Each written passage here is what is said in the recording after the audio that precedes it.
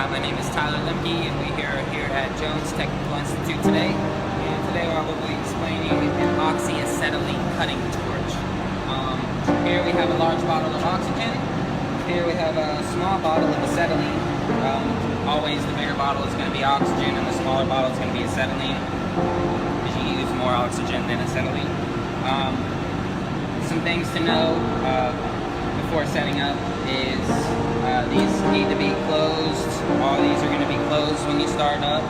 This is an oxygen knob with the green line, runs to the green oxygen tank. The red line says an F on it. The red line runs down here to the acetylene tank. This knob here and this knob here actually both control the oxygen. There's just little nozzles. And then this one here is for the acetylene. You're going to have to start off by opening up your tanks. Oxygen tank, you want to open that one all the way. So we're going to go ahead and screw that one open all the way. Acetylene is a dangerous gas and can cause issues, so you only want to open up that one about a quarter of a turn. So that way, if need be, you can close it very quickly. When you do that, you've got two gauges here. The bigger gauge, the gauge on the right side is going to be how much pressure is in your tank. The gauge on the left side is your meter, about how much gas is letting out.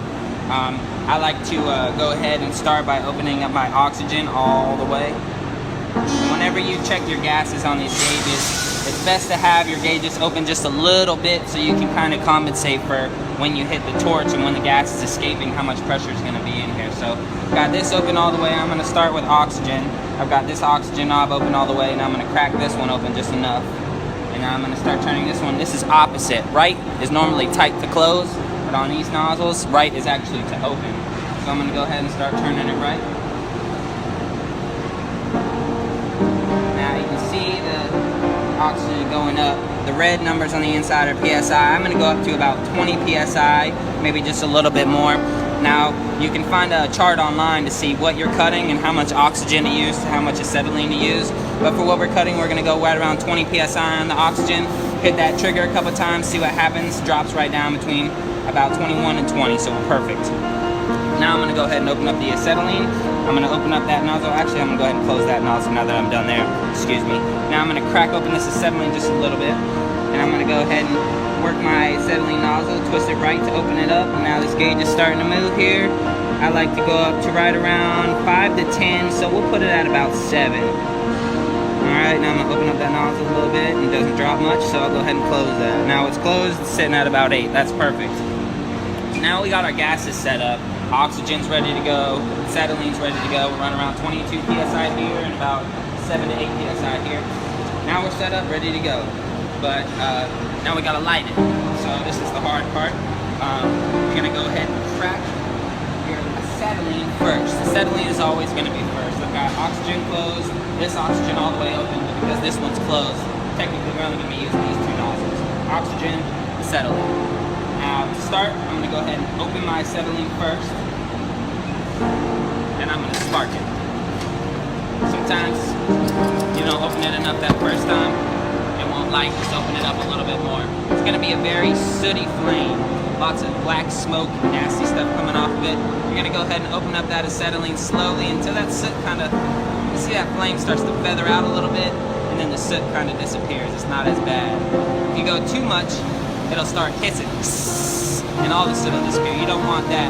You just want it to start to feather and have a little bit of soot, not as much. That's a lot of soot. I'm going to open up just a little bit more. So it's feathering, but it's not making as much soot. Now next, we're going to go ahead and open up our oxygen. What we're looking for here is 3 flames. Now we've got 2, now we've got 3 flames. Now we want to bring that center flame until it meets the first flame, just like that. So if I close it, now we've got that large flame there. I'm going to open up the oxygen until I just got those little fingers there.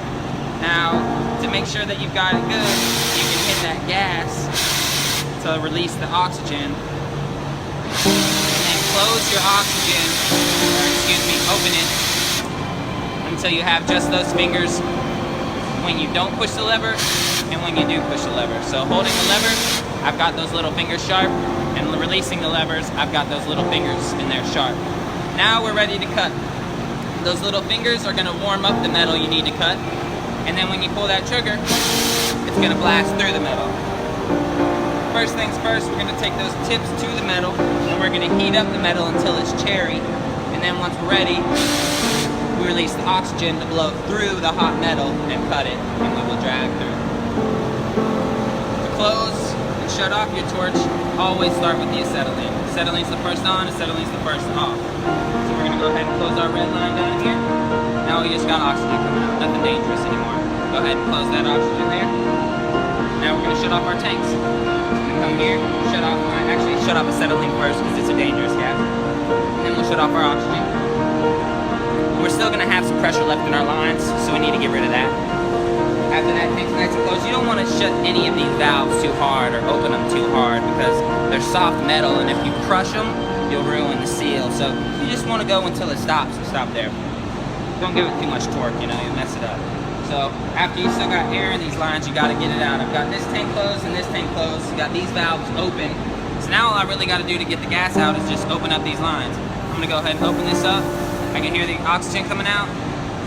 If I look here, oxygen's all the way down at 0. So now there's no oxygen left in this line and no more pressure being produced. So I'm going to close this valve, make sure it stays at 0. Closed here, no pressure in the line, good to go on the oxygen side. Alright, acetylene still has some pressure left in the line, so I'm going to go ahead and open up this acetylene line. And there it goes. Bye-bye. Alright, now we've got all the acetylene out. This is closed, that one's down at 0. Now what we can do is close these valves. Screw them left to close them. Just a couple nice turns, they'll stop eventually. But you just want to back those out all the way to the left, and that'll close this valve as well. So now I got this valve closed, this valve closed, this valve closed, all the air out of the lines, and these valves closed. This one I had all the way open. I'll go ahead and close that one all the way as well. All the valves are closed, all the valves are closed, no fluid left in the line, and we're good to go. One more thing before I go. When you do start your lines and you've got your lines full of pressure and you've worked your gauges, it's best to take some soapy water or something of the sort, maybe even your ear, feel around for leaks and listen for leaks, put some soap on the lines and look for leaks. One way to do that is once you've got the pressure in the line, you close your valves and close your bottles as well, and watch to see if the pressure drops. If the pressure drops, that means you got a leak somewhere and you've got to find it. Never good to do anything with flame and leaky gas at the same time, because if your flame touches your leaky gas, starts your line, blows up your tank, and you can have some trouble. So make sure you check for leaks too in your lines, and stay safe. Wear your safety goggles. Thanks for coming.